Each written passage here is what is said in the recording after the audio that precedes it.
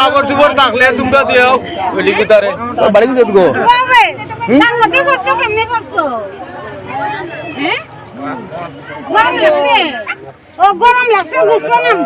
একজন তরুণী বয়স 23-24 হবে।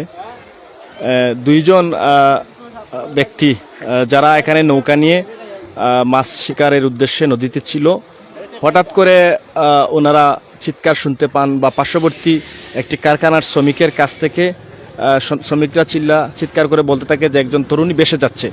তো ওনারা এগিয়ে এই তরুণীকে উদ্ধার করে নদীর পাড়ে নিয়ে আসেন। অল্প কিছুক্ষণ আরও 2-1 মিনিট যদি সময় অতিবাহিত হতো তাহলে হয়তোবা উনি না ফেরার দেশে চলে যেতেন বা মৃত্যু ঘটত। তো এখানে আমাদের দায়িত্বশীল এক ভাইও আছেন, আমরা ওনার সাথে কথা বলবো। তিনি এই তরুণীর সন্ধান পাওয়ার জন্য একাধিক জায়গায় যোগাযোগ করেছেন এই তরুণীর বক্তব্যের আলোকে। তো যারা উদ্ধার করেছিল আমরা উদ্ধারকারীদের সাথে কথা বলবো, এরপর তরুণীর সাথে কথা বলবো, আমরা ভাইয়ের সাথে কথা বলবো, আমরা বিস্তারিত জানার চেষ্টা করবো। আপনারা কিভাবে এই নারীকে উদ্ধার করলেন যদি একটু বলতেন। আমরা নদীর মাঝে বাইরে যাইতেছে পাইছি, নদীর মাঝে বাইক পেট্রোল মাঝে চিল্লাই কইতাছে যে ভাই একটা বাচ্চা বাইরে যাইতেছে।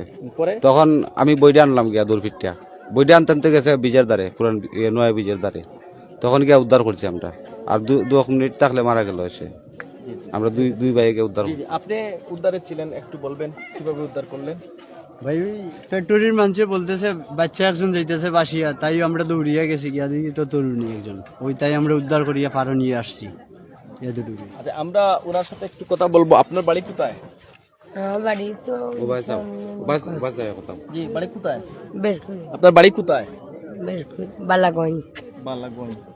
আপনার বাবার নাম কি? মোহাম্মদ আলী। মোহাম্মদ আলী। আপনি নদীতে কিভাবে নামলেন? একটু হাত পা ধুইতে নামছে আর পিছলে হয়ে পড়ে গেছি। মানে হাত পা ধুইতে গিয়ে পড়ে গেছেন। কতক্ষণ নদীতে ছিলেন? 1.5 ঘন্টা। 1.5 ঘন্টার সময় নদী ছিলেন। এই বাসমান অবস্থায় ছিলেন। এই বাইরে যে উদ্ধার করছে এটা কি মনে আছে? আচ্ছা, ওনার পরনে যে কাপড় দেখতেছেন এই কাপড়গুলো এই একটি বাসার লোকজন দিয়েছে। তারা কয়েকজন মহিলা এই পরনের কাপড়গুলো, ওনার কাপড়গুলো ছিঁড়ে গিয়েছিল, সেই কাপড়গুলা পরিবর্তন করে এই কাপড় ছিল ওনার পরনে।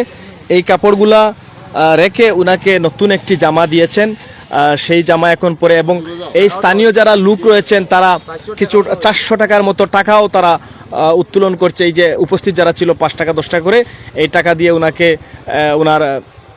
উনি সম্ভবত কিছুটা মানসিক ভারসাম্যহীন হতে পারেন, কিছু কথাবার্তা অসংলগ্ন আমরা বাইরের কাছ থেকে জানবো।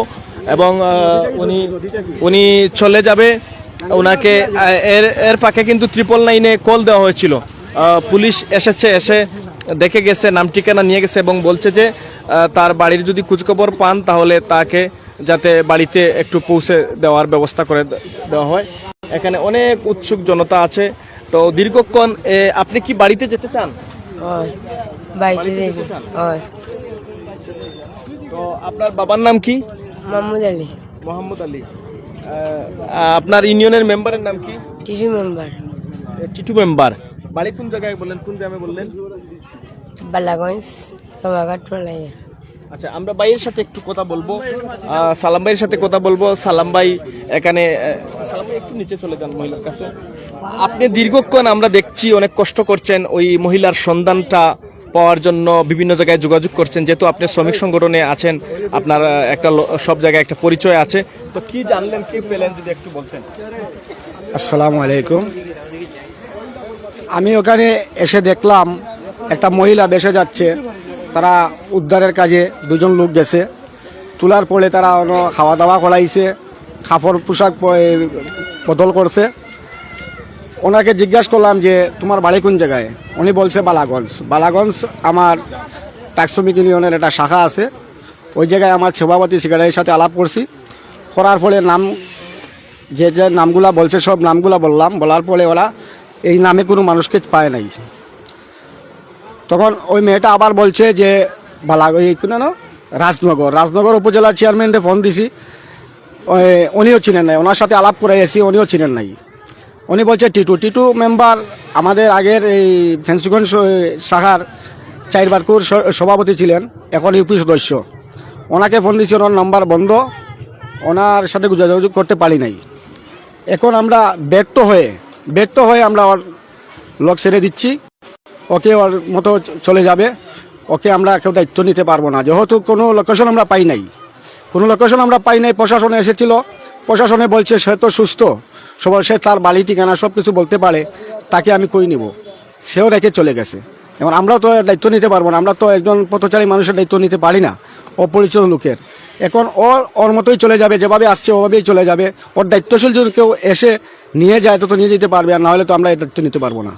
তো এখন আপনারা কিছু টাকা তো দিয়েছেন, এর ফলে ওকে টাকা এখান থেকে সবাই সাহায্য করেছে, প্রায় 400 না 450 টাকা মতো দিয়েছে, কাপড়ও একটা তারা দিয়েছে। এখন আমরা তো আর কিছু দেওয়ার মতো না, খাওয়া দাওয়া গলানি হয়েছে এই জায়গায়। এই টাকাগুলা নিয়ে তাহলে আপনি চলে এখন বিদায় দিয়ে দিবেন।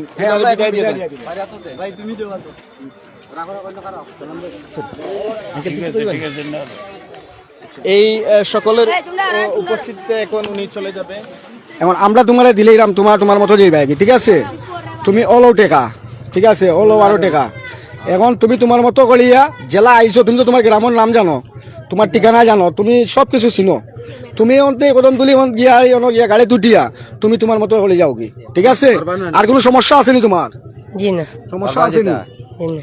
হ্যাঁ, কষ্ট করে ওই যে মাঝিরা উদ্ধার করেছিল, ওনারা সহযোগিতা করেছে কিনা একটু এদিকে তাকান, কোনো কষ্ট পেয়েছেন কিনা ওনাদের আচরণে? ওরা যে তোমার উদ্ধার করছে, তোমার কোনো সমস্যা হয়েছে নি? না, হ্যাঁ, না ভাই, এরা কি তোমার উপকার করছে নি? ভালো উপকার করছে। ভালো উপকার করছে, ওরা লাগে দোয়া করবাই তো জি, ইনশাআল্লাহ। তাহলে আপনি যাও চলে যেতে পারেন। যাও। দর্শক দেখলেন এই যে টিটু ভাই,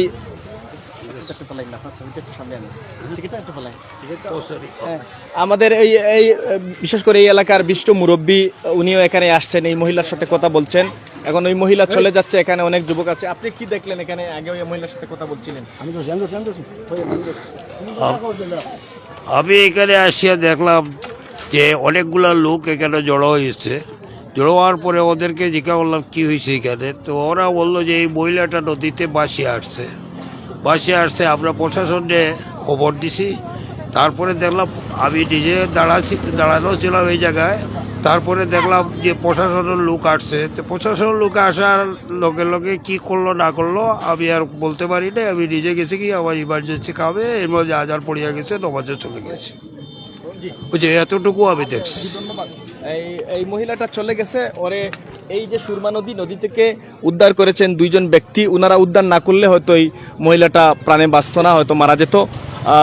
প্রশাসন অবগত আছে, বিশেষ করে দক্ষিণ সুরমা থানা। এবং আপনার নামটা যদি একটু বলতেন। আমার নাম বাবলু। বাবলু ভাই, আর আপনার নাম? আমার নাম লিটন দাস। আপনারা এই দুইজনের কারণেই কিন্তু এই নারীটা বেঁচেছে, নতুবা হয়তো বা অল্প কিছুক্ষণ গেলে মারা যেত। আপনাদেরকে ধন্যবাদ।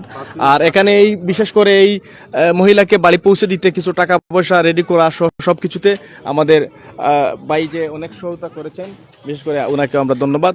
আমরা মহিলা চলে গেছে, ধন্যবাদ সবাইকে।